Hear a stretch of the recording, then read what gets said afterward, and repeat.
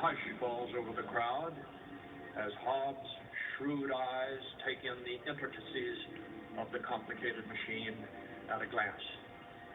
Then, his strong, skillful fingers, as sensitive as those of a surgeon, make their first sure contact with the key valve.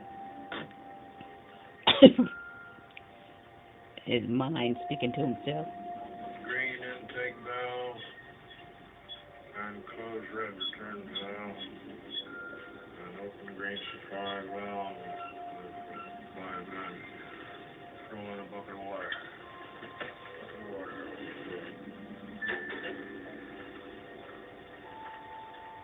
Oh, Lord. That's an old pump. Step by step, with never a false move or moment of hesitation, he moves relentlessly toward another triumph in the never-ending struggle of man versus machine. And now...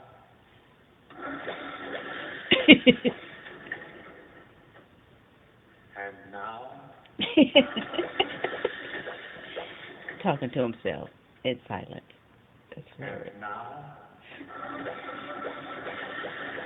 Oh. Oh, you gotta keep cranking. That's to get it up through the piping. Is almost unbearable.